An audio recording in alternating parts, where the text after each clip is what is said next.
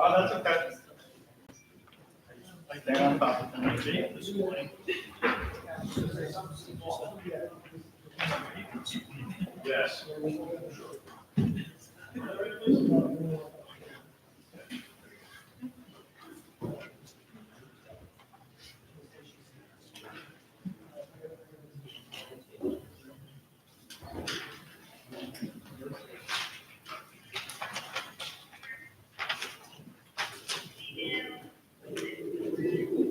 All right, so back in session and also regular calendar.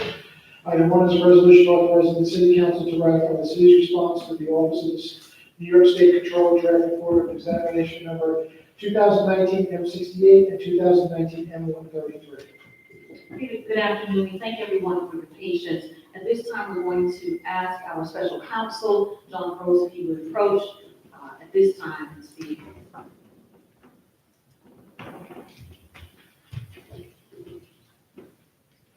Good afternoon. What you have before you is a revision to the original response that our firm prepared on behalf of the council, and based on several suggestions made by Corporation Counsel, as well as a review by the 3 board council members who were present. It was modified. It still contains the essential message that there is a significant concern on the part of the council with the portions of the controller's report that identify overpayments of the to various city administrative and other various city employees. It identifies, it addresses the PDA overpayments, CSCA alleged overpayments, and exempt employee overpayments. It analyzes those in the context of the Taylor law of the state of New York, other case law in terms of recoupment, which as you know, the controller has indicated should be undertaken by the city council. The city council has a fiduciary responsibility certainly to undertake that, and this document responds to that directive of the controller and various findings of the controller. In essence, it is a preliminary response in the sense that, for example, the controller's opinion, the audit covers but 1 year. The seeming basis for the payments to exceed certain caps that are established goes back to 2012. So the council will have to undertake a review going backward in time to see if the basis of those payments and whether they should form the basis of any attempt to recoup. This, I emphasize, preliminary. Also before you is a redrafted resolution that identifies these concerns and announces that at the December 3rd meeting, the council will appoint counsel as well as the appointment perhaps of a accounting firm to assist in the process of analysis of voluminous quantities of information. Again, the controller was here, I understand, for quite a period of time, was only able to accomplish a review of 1 year. So we're talking about very substantial work to be done. This document also, the responses the council knows from our discussion, is a product of work of only 1 week. We were only given a 1 week or 8-day extension to respond. Our appointment as special counsel to prepare the response commenced last Thursday evening, and certainly promptly the current city manager promptly signed the document, and along with the assistance of Mr. Kalnitsky, got that together and turned around as quickly as the authorization came last week. The resolution that accompanies this, I mentioned, identifies the further action you intend to take at December 3rd. I think that pretty much sums up what you have before you. We thank our special counsel. At this time, I will go ahead and make a motion that we adopt the revised resolution as well as the response. I'll second.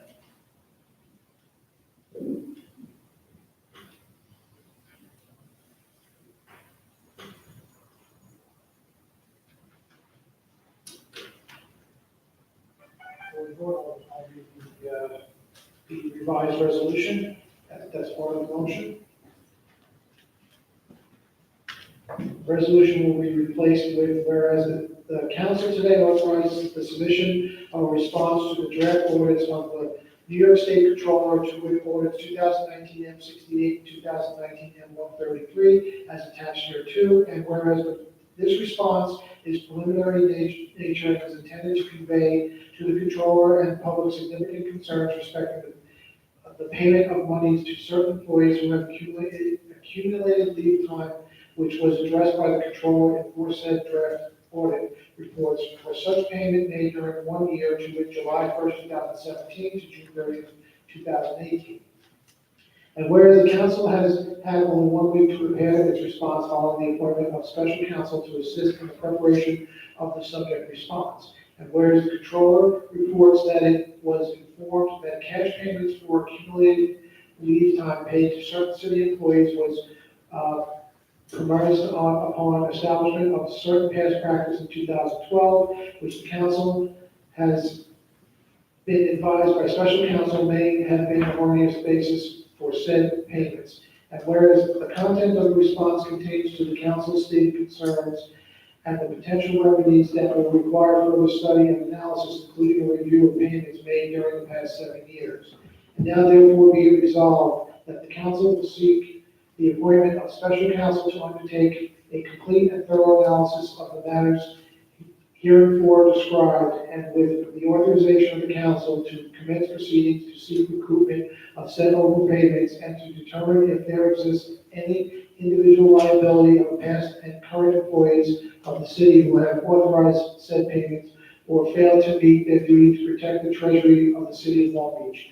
And be it further resolved that the council will seek the appointment of an accounting firm to be retained to undertake necessary steps to determine the amount of said unauthorized payments made during the past 7 years and to assist special counsel in efforts to recover monies as aforesaid. And be it further resolved that the council will make the foregoing appointments at its regular council meeting scheduled for December 3rd, 2019.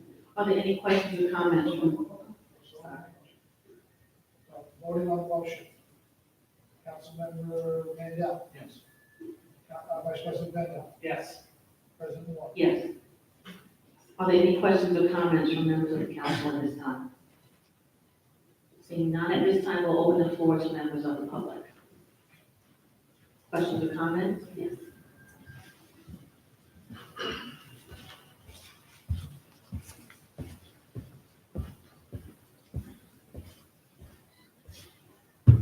Good afternoon, Brian Wells, in Long Beach, PVA. Regarding this report, specifically where it cites PVA collective bargaining agreement, section 15C, which explains the 50-day vacation cap. It fails to take into account section 15.4, section B1 and 2, which in sum states when a member is sick or line of duty injury, vacation shall be postponed at his option. Unfortunately, due to chronic short staffing, frequent blanket restrictions prohibiting time off, and the section in the collective bargaining agreement prohibiting summertime off, members are rarely given an opportunity to use any accumulated time. These long-standing practices occasionally cause members to accumulate time above contractual limits. The assertion that the PBA has been silent on this issue is false. The PBA has been attempting to negotiate changes to address this very issue, and we continue to do so. There is a path forward to solve this issue, but it's something we must work on together. Paying for and relying on inaccurate reports from outsiders is counterproductive. When we stand here willing to solve these issues with you. Attempting to claw back money already paid to retirees who have been taxed and possibly already spent this money will be a fight that will drag on for years and potentially leave us worse off than where we are now. Thank you for your time. Thank you. We can ask our special counsel if you'd like to at least clarify our position with respect to the statement that was made. I believe it was referenced section 15, section 1 and 2. As I indicated, this is a preliminary report, will be subject to conversation certainly with the PBA, with your council, and a reasoned determination and recommendation we made to the council. There's nothing in here that directs, as you recall, the language of the resolution, I believe, would require specific authorization of the council to bring a recoupment action. So more than enough time once there's a determination. As to the extent of it for careful analysis, what we relied on was the interest arbitration award, PBA contract, and been doing this for an awful long time, representing the management and labor relations, and certainly respect the rights of employees and the duties of my clients to bargain in good faith and treat their unions and employees with respect and appropriateness.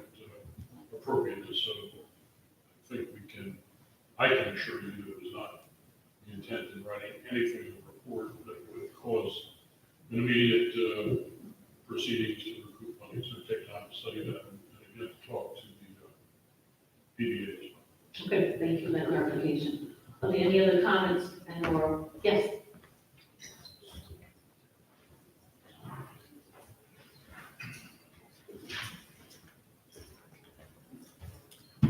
Good afternoon, Jay Russell. Just by way of clarification, I know you guys amended the resolution itself, but what about the report? Is that essentially intact as it's been published on the city's website, or have there been changes to that as well? Yes, revisions have been made to the report. I'm sorry? Revisions have been made to the report that was And there's presented. copies of it. There's copies here. Copies of Okay, it. so that's the revised. Revised. Well, I'm clearly not going to have an opportunity to review that before my comments, so I'll just go with my comments on the original report.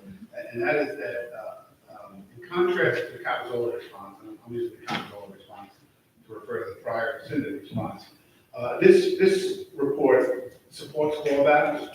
This report supports an expansion of the review of overpayments beyond the period of time addressed in the controller's draft audit. This report supports the retention of a forensic accountant to review those overpayments. This report supports holding those city officials that authorize improper payments personally liable for those potential overpayments. This report supports the denial of the city indemnifying and providing a defense for those responsible for this scheme, for lack of a better term. And most importantly, this report supports the possible criminal prosecution of those that directed and carried this scheme out. Again, the Capizola response supported none of these things. Rather, the Capizola response, in my view, was designed to thwart all of those items that this report supports.